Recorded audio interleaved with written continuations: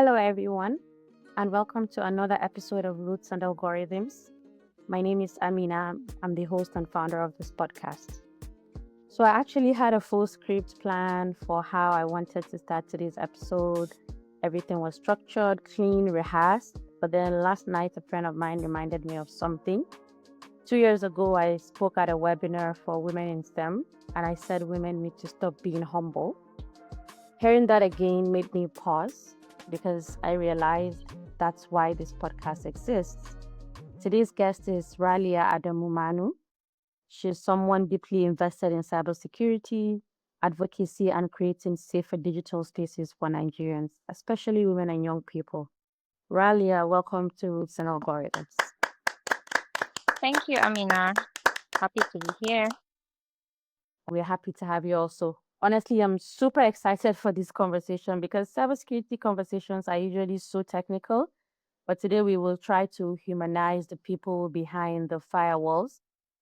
Aralia, why don't you tell us? So, for people who hear the word cybersecurity consultant and immediately they think about someone in a dark room typing aggressively, green numbers flying across the screen, can you tell us what does a typical workday look like for you?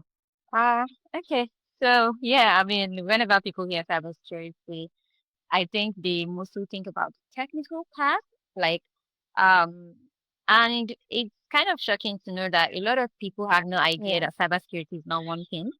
So they think of it just like when you say, let me see, what profession has just one thing? I think for a lot of professions, actually, when you go into it, you find out there are a lot of gaps, right? Yeah, so just like when you see someone be a Yeah, doctor, true. they're a doctor, but it doesn't mean all doctors do one thing, right? We have specialties. Some are their specialty is the heart, some the brain, some the bones.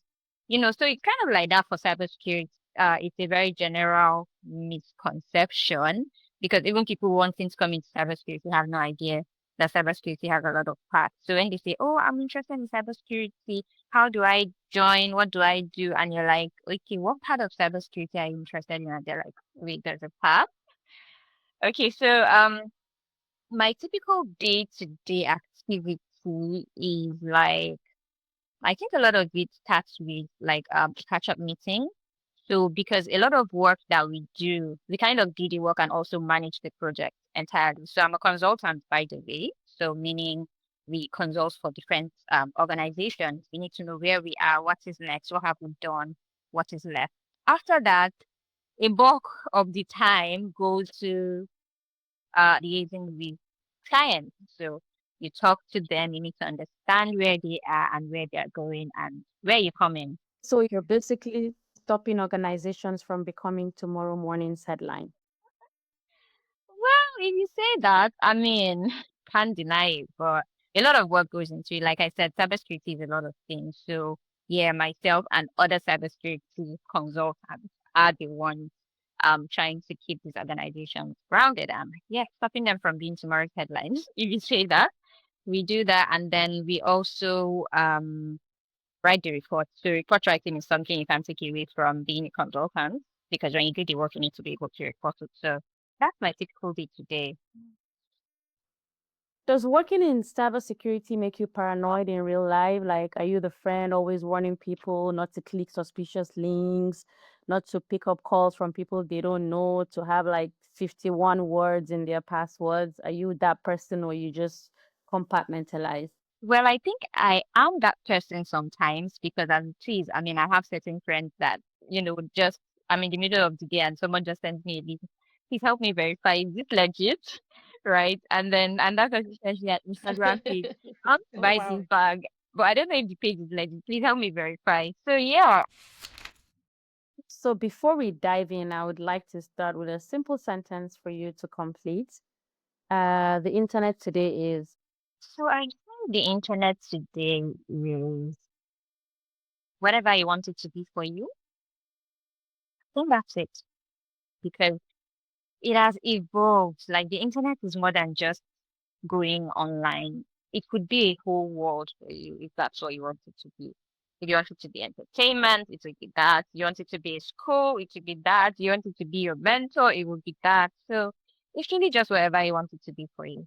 That is such a loaded description of the internet, because the same internet creating opportunities is also creating a lot of chaos, a lot of risks. I mean, I feel like we could just end the episode here, but we won't, because what I'm even more excited about is the story behind all of your work.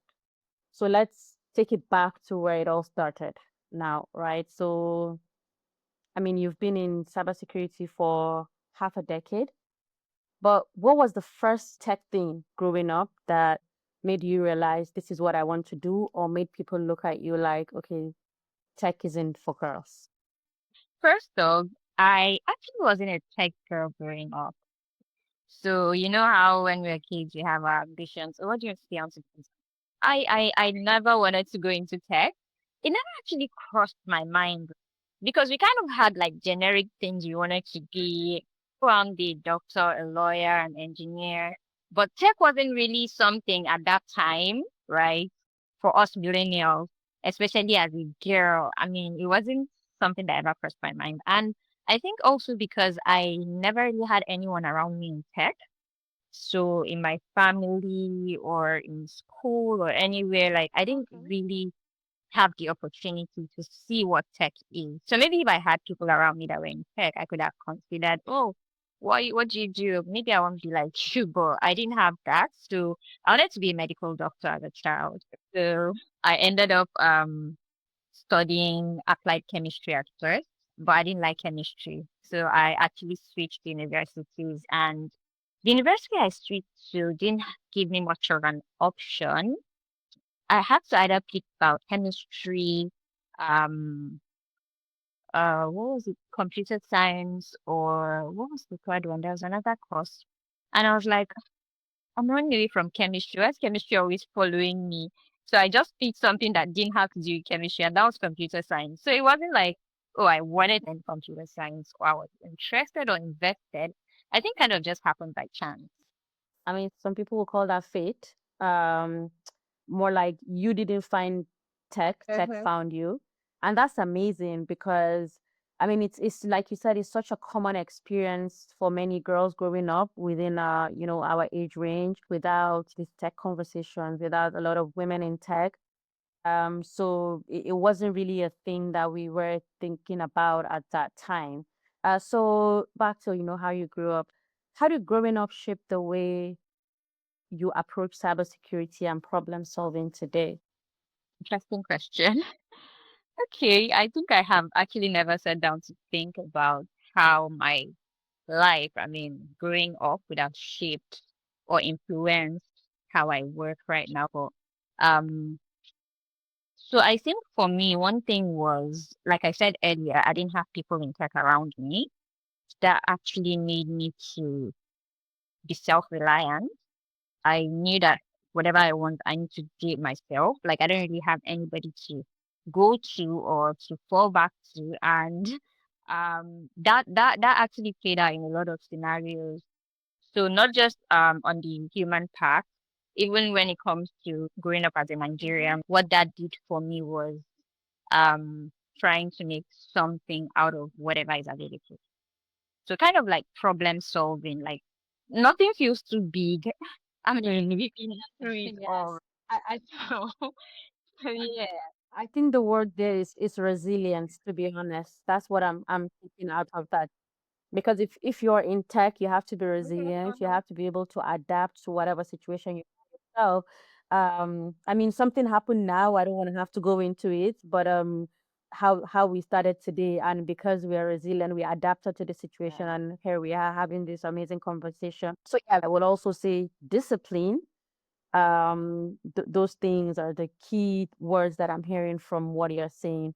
And I also love that, because people often underestimate how much growing up in a particular society or culture actually shapes interests and shapes our style of working, our style of leadership. Now let's talk about the current work that you do. Just to add to that, I think another thing that I might have missed out is the fact that growing up as a northern girl in Lagos, that made me adapt to being in a diverse Yes, yes. environment. So I've lived in Lagos, I've lived in Abuja, I've lived in Sokoto, I've lived Wow. in Kwara. I've also had the opportunity of doing my master's in the UK. So that has helped me to be able to liaise with people from all kinds of backgrounds. And I think that actually helps me a long way in my work. I mean, I've kind of seen a lot of people.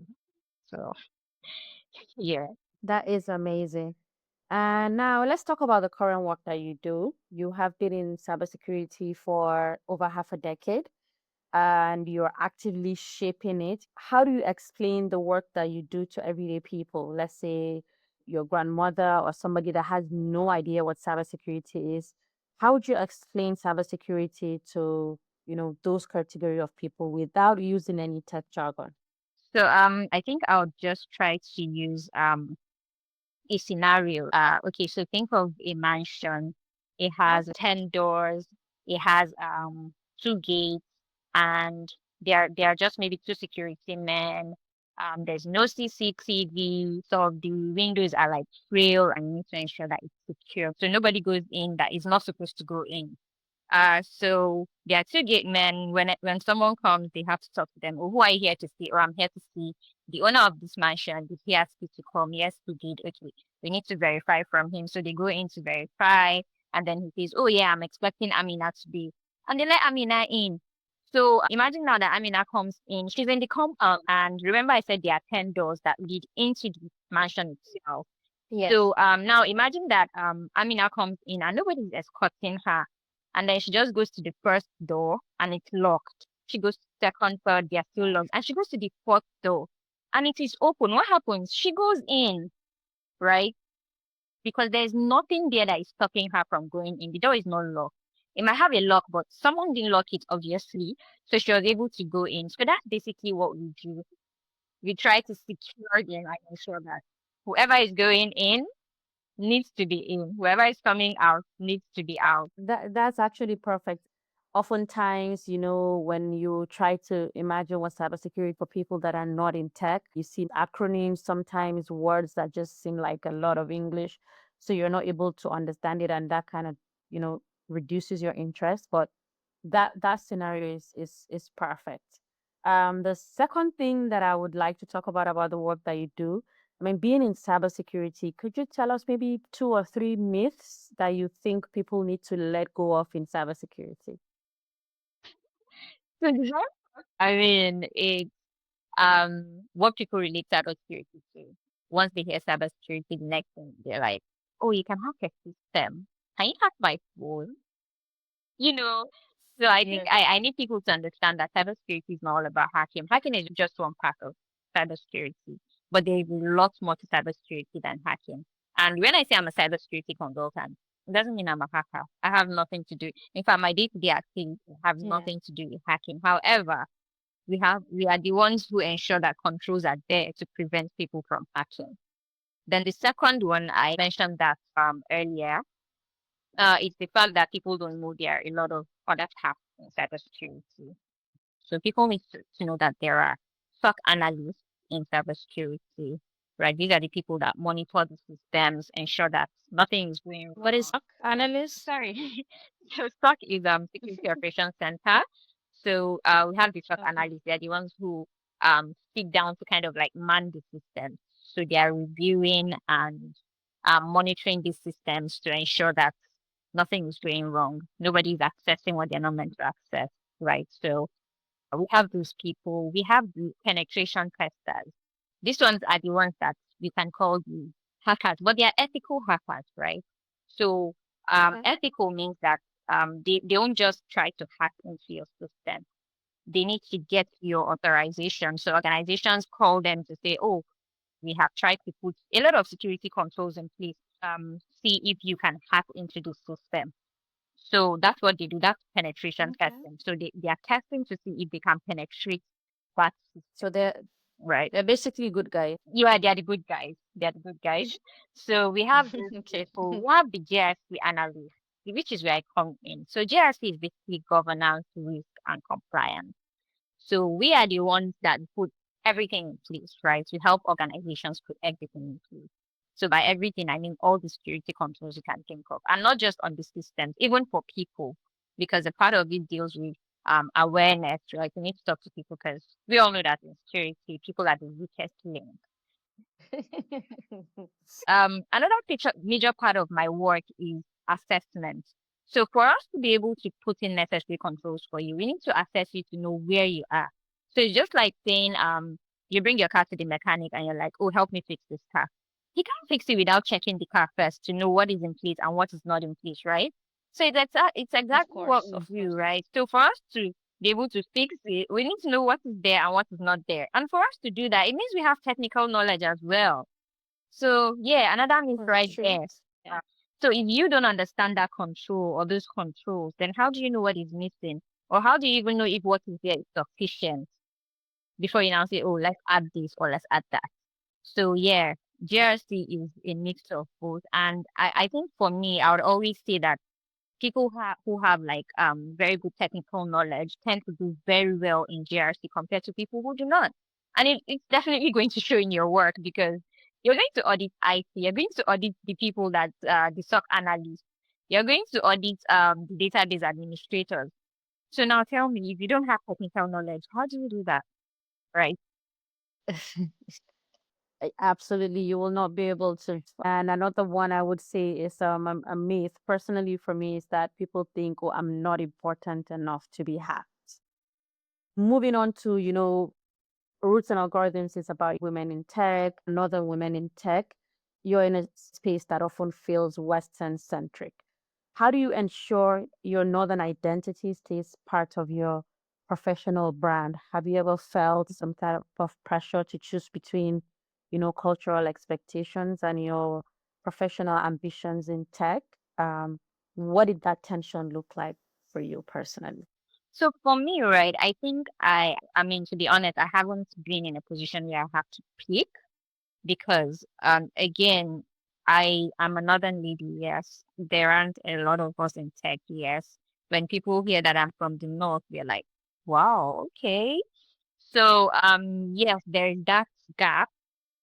However, between my culture and my career, I think for me it has been more of balancing both of them. So I am someone who takes my values very seriously and um Yeah. when you say tension, yes, there has been tension, but I've never been pressured to pick a side. But the kind of tension now comes in the form of cultural beliefs. So, as a northern lady who is also a Muslim, we do not shake Yeah. men. And I have been in environments where shaking is just the norm, it's a way of greeting. And people come and they're like, oh, hello, Raleigh. And I'm like, shake. And they're like, Yeah. really? Okay. So a lot of them are like, oh, sorry, I didn't notice the head cap, right? But I've also had a few people be like, why don't you shake? Because they still do not understand the why. And I feel I'm Muslim, and they're like, Yeah. okay, but I mean, I've met other Muslim ladies who shake. I'm like, okay. So it's a religious belief, but I mean, people also do what they want to do, right? So for me, I'm not okay with shaking people of the opposite gender. Mhm. Eventually, they Mm. respect it. So I think for me, Mhm. it's more of grounding. You Yeah. need to put that, what's it called, boundary. So you need to know where you cannot cross the line. And I think I kind of do well with that. So yeah, it's more of just balancing So you did mention like a situation whereby when people find out you're in tech and they're really tell me more about that. What did that make you feel like in that moment? How did you respond? Just walk me through that scenario. it. Okay, I'm going to give you two different scenarios in two different places. So Mhm. when I was in Abuja, I mean, I was a cybersecurity consultant as well. So it means I went to different organizations. And because the people there are also, there are a lot of northern people in Abuja, right? Yeah. So when they see me and I'm like, and they're like, and I say I'm from the north and I'm a cybersecurity consultant, they're kind of wowed. They're like, you could see this subtle excitement, like, oh, our own northern lady is cybersecurity consultant. So I've actually met a lot of elderly people that were I would say I could see it on their faces that they were proud of me. Some Wow, of them wanted to even that's have interesting. my contact because they were just excited that there was a northern lady in that space. Now coming down to Lagos, um, the expression is a bit different. It's kind of like surprising to them, like, really, you're not a lady and you're in cybersecurity. So they're kind of surprised because I mean, even in Abuja, you see a few. Now talk of Lagos, there are almost none. So when they Yes. see another lady in Lagos that's in tech, that's really doing well, they're like, wow. They're surprised because that's something they rarely see. So I haven't been in situations where I got maybe condescending remarks or anything. Mhm. So it's No, more of either that's very surprise or excitement. However, when you go to client site for the first time, so your organization would usually say, "Oh, our consultant is going to come in tomorrow." So true. I get there and they're like, there's this look on their face like, okay, it's a lady. Is It's that a the little girl. consultant? Because I actually have a small factor as well, and that's not helping me. So they look at me like, small girl, like, she's the one. So I think that has put me in situations where I have to like prove myself. I don't know if you get that. So I have to prove myself through I my do get that. experience, I do get through that. my competency. So when I do a good job, then they're like, oh, you can see their confidence rise, and they're like, okay, now we trust your judgment. So Mhm. I think that has been it for me majorly. I get that. I mean, the last thing you said, it's such a powerful statement because it resonates deeply with me, and I'm sure it will resonate with others also, because women have to work twice as hard to prove that they can do the job, to prove that yes, I belong here. Which I mean, we don't often talk about that enough. That mentality needs to change, but that's a conversation for another podcast, another topic entirely. But it still remains, important here because this podcast is about, putting women's stories out there and showing that women are also doing amazing things in tech. Now, this is where it gets powerful, right? Because you're not just in tech, you're reshaping it. You've worked on cybersecurity awareness, you've worked on digital literacy, child online safety campaigns. So what's the scariest thing that you have come across that people don't take seriously online? That has almost become part of our day to day, but is actually serious. That we need to take seriously about our online activities. Okay, I think that's a very good question, and I'm really happy to go into this. So there's this current trend of everyone going into content creation. Again, Hmm, it sense seems of of livelihood. livelihood for some people, right? Yes, You can't yes. take that away from them. But I think that's something really dangerous that people don't I mean, really sit down to think this about. podcast is Because consideration also. Go ahead. so when I say content creation now, I'm talking about the people who their content creation centers around their life. And now you go online and you see a lot of them. Everyone is creating content about their life, their day-to-day activities, their families, their children, their Yes. husband, their workplace, their vacation, everything that they do. Some people even show, there are some people who you already know the interior of their house. Like you can literally draw it out on a paper and say, this is Yes. this Yes. person's house. I feel like that's a lot of information that we are really putting out there. Oversharing. And Oversharing. oversharing basically. And as much as some people have felt the impact, I mean, there are people who have had things happen to them because of what they are putting out there. The era that we're going into is the era where more things are getting connected to the internet. Your door, your microwave, your windows. So now imagine putting all of that information out there. Do you know that someone could sit down and tell you things about yourself that you do not even know, or you might not even have noticed? You know how Mm, dangerous that is? yeah. Because I mean, in the coming future, cybersecurity attacks is not just now we all hear, I mean, this organization, that organization. Again, that's another myth. You talk cybersecurity and people just think organization. You as an individual, you need to protect yourself because you're an asset as well, like a very important asset. So Yeah. that's really one thing that's scary. I mean, how much information people put online. So yeah, that's it for me.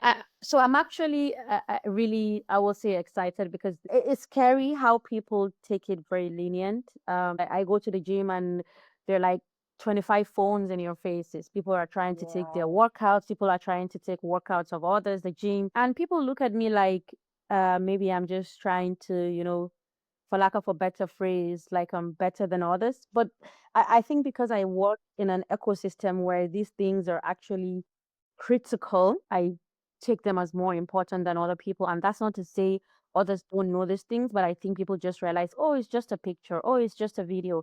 It's not like I'm posting my passport, it's not like I'm posting my address, right? Yeah. Yeah. But you post a picture of you, a video of you going somewhere, and you don't realize that someone with malicious intent can immediately go to that place and find you. You post a picture of your car and your plate number is there. So those kind of things, I think a lot of people hear safety online and immediately all they think about is maybe children or people with disabilities. Meanwhile, we have adults out here doing all sorts of things that making them targets online basically. So that's a critical one, oversharing. Now let's move to the work you do mentoring young women. You mentor young women trying to break into tech, break into cybersecurity. I imagine you've seen a lot of different struggles firsthand. From your experience, what are some challenges young women seem to struggle with the most? And what advice would you give for navigating those challenges? Oh, good question. So I'm just going to touch on one thing, which I think is very, very important. One thing is perfect. Yeah, one thing. So for me, I did my BS in computer science. I finished that, and I wanted to do a master's degree. So then I spoke to a mentor that I had at the time, and I told him I wanted to do my Yeah. master's, but I don't know what to go for. Then he said, "Have you heard of cybersecurity?" I was like, "Well, I have, but I don't really know what it is." Then he said, "Okay, go and research and see if you would like that." So I went, I did my little research, and I saw that, oh, cybersecurity is something that you can go into and be a consultant where you're going to different places, you're going to be working on different projects. So I did my master's in cybersecurity and big data. I was looking for a job, and in looking for that job, I realized that, okay, even with my master's, I still do not have the skills that I need to go into cybersecurity because Nigerian organizations will tell you they are looking for entry level, but they need entry level with experience, right? So that I was, don't know how that is supposed to work. I was like, am I supposed to get the experience from? I mean, so then I had to start looking for communities, people, and luckily for me, I had a friend that was just starting up a cybersecurity company, and they asked me to come work with them, and I was more than happy. I mean, what a good way to get experience, right? And that was where I started my journey. But I want to tell you that up until that moment, I was still questioning myself, like, do I really belong here? Do you know the one reason I was questioning myself? Because Imposter syndrome. imposter syndrome, and I think the next thing was a lack of representation. So all around me, I could barely see women, and I could barely, in fact, I didn't know a single northern woman that was in cybersecurity, not one. That is powerful. So I kind of felt alone, and through that, my friend, I got to meet Cindy, and Cindy is from the north. I was so excited. It felt like I had found a sister. I really wanted to know what her journey had been like. How did she do it? How is she thriving in the midst of men? Because I mean, I'm the only woman here. So I think for me, and for a lot of women that are starting out, representation is very important. So when you're not seeing people like you there, it feels like you cannot do it. And again, as a northern woman, I mean, if there are things that they are doing, hangouts and all of that, do you really want to just be the single woman in the midst of men? So it's just like you're a lone wolf. So I think for me, representation really played a very big role in my currently being in cybersecurity because maybe I would have left. I don't know what would have happened. We're Meeting, glad yeah, you I didn't. super glad. Meeting just one woman in cybersecurity was what kept me grounded. And through her, I got to now meet other women. And I now got to join communities. That was also another thing. So being in community, played a very vital role, especially if you're just starting out. Because now you're able to meet people that are also just starting out, that are also feeling lost, just like you. So you don't feel like a lone wolf, Yeah. right? You can relate to whatever it is that you all are going through. So I think that's one thing that a lot of people struggle with, find to belong. Yeah. Yeah. That is such a powerful experience coming from that to actually becoming this amazing woman in cybersecurity who does not only change things for herself, who is also mentoring women, because a lot of people see the success, but they don't see the self doubt, they don't see the confusion or the barriers that usually happen at the beginning. So I would love just like you to tell us some more. Do you think some of these challenges are more internal? Are they more of confidence and imposter syndrome, or are they like more of external, like access and opportunities, or throw some So light I on that? think I would say a bit of both. And I think the external played a big role in the internal. Let me explain what I mean. Yeah. So Okay. again, as a woman just starting out in cybersecurity, the imposter syndrome or the lack of self-confidence starts coming when I'm not seeing others like me. So I feel like if I had seen women from the beginning, if I had a woman I was looking up to, like I love Yeah. seeing people ahead of me, people I can look up to and be like, oh, someone has gone there. It means I can also go there. Right. So up until now, I still want to see people ahead of me. I still want to see people in the positions that I'm aspiring to go to. So I feel like if we are able to see that, it increases our confidence because now you're like, okay, someone is there. There's a woman there. I can go there. But if all you're seeing are just men, men, men, then you start questioning yourself. So I feel like Yeah. the external is what plays a big role in the internal, if you get what I mean. Yeah. That is amazing. And honestly, representation changes everything. Sometimes seeing someone who looks like you is enough to make the dream feel possible. Now, a lot of times we talk about breaking into tech, not about how can we then change it to make it easier for those coming after us. We talk about the problems, we talk about, what we experience, but let's also look ahead because our stories are not just about us. 10 years from now, we all want the narrative to be different. We all want it to be easier for others. So, what do you want the narrative around Northern women in tech to sound like in 10 years? Um, the first thing is that I would want not only men to be in every space. And when I say every space, I mean every single tech space. I want to go to organizations as a consultant and see northern women in IT departments. I want to see them as speakers Yeah. when I go for forums. I want to see them as mentors in community. I want to see them as decision makers when it comes to policy making. I want it to stop being like something rare. I don't want them to have the same experience like we did, where people see you and they're surprised, that they're excited, like they're meeting an alien. And this feels far-fetched for me, honestly, because I'm involved in a lot of communities. I've done, some Yes. mentoring, and I could tell you that in all of the years, so I had mentored for, I think, 3 years with Cyberspace Foundation. And in all those years, I had not met a single Northern girl, not a single one. And that's what I'm saying. It feels far-fetched because how are we going to get there if we're not doing things that will take us there? We always say change begins with you. So I hope that we that are here make room for others to come in. I hope that we are able to give back to our own community and give them that access to actually come into tech so that we can see them in 10 years and say, oh, yeah. That is amazing. So I hear, you want the narrative to be leadership, innovation, normalizing women in technical roles. I can already imagine, 3, 5 years from now, those girls of today listening to this episode are realizing they actually belong in these spaces. That is amazing. So now back to you, Ralia. Let's imagine a younger version of Raliya is listening to this episode right now. What's one sentence you would like to tell her? So I think I'm just going to tell my younger self to give it my best shot, and trust the process. That's it. I can already imagine somebody listening to that and you're like, wow, I needed to hear exactly that today.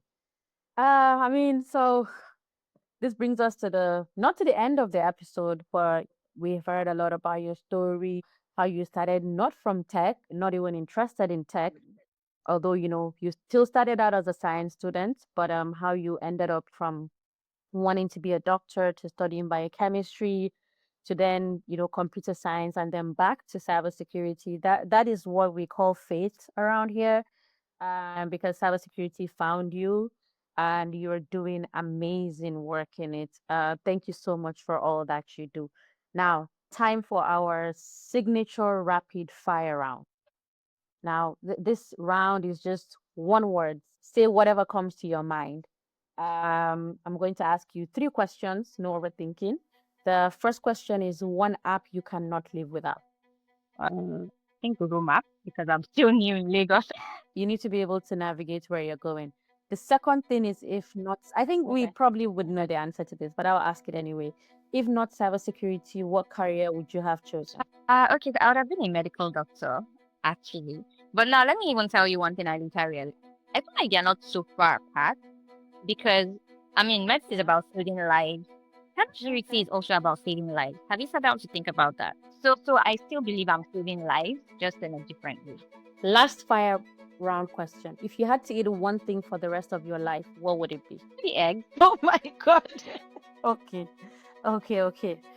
I mean, I'm not much of a foodie, but so egg is something I can eat any time of the Well, day. true. Okay, yeah, that one is Yeah, I fine. think egg. I wasn't expecting that, but thank you Right. so much once again. This has been such an important conversation, not just about cybersecurity, but identity, representation. Putting the stories of Northern women in tech out there, and building safer digital spaces for everyone. I'm pretty sure somebody will learn something from here, whether it's you need to protect yourself online. You need to ensure that you're not putting out too much about yourself online. Thank you so much, Raliya, for joining us. We really appreciate you. So, to every young girl secretly learning technical skills on her phone somewhere, in Kano, in Kogi State, in Ilorin, or anywhere else, this episode is proof that your dreams are valid too. If you're a Northern woman in tech or you know one whose story deserves to be heard, reach out to Roots and Algorithms. This platform is for you. And to everyone else listening, if something in this episode resonated with you, we would love to hear from you. Drop your thoughts, your questions, or even suggestions in the comments. What conversations do you want us to have? What stories do you want told? Before I wrap up, Ralia, if you don't mind, you could share with our listeners if they would like to maybe reach you, whether it's a LinkedIn or whatever, however you want anyone to reach you. So yeah, my LinkedIn name is Raliya Adamu. So Liyah. Adamu. That's my name on LinkedIn. You can connect with me if you have any questions. And of course, if you're a Northern lady and you're interested in tech, going into tech, please reach out to me. I'll be very happy to support in whatever way I can. I also have an Instagram page, Raliya Adam. So the Raliya there is RALEEYAH Adam. Okay, so yeah, that's it. Thank Okay, you so thank you. much for having me. I mean, I had such a good time. We will put those handles in the comments so it's easier for you to navigate. So don't forget to subscribe, like, and share this episode so we can amplify these voices even further. And that's it for today. Thank you for listening. Until next time, this is Roots and Algorithms. Let's change the narrative.